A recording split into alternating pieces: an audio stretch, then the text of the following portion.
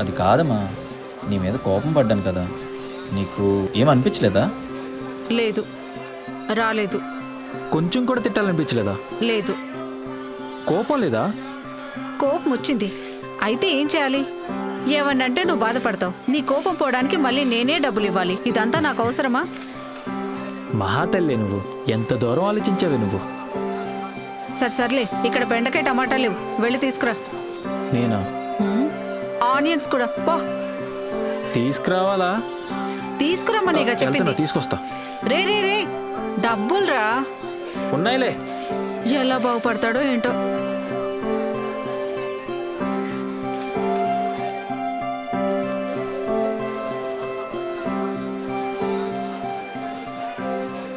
ఎలా ఉన్నావు ధర్ని?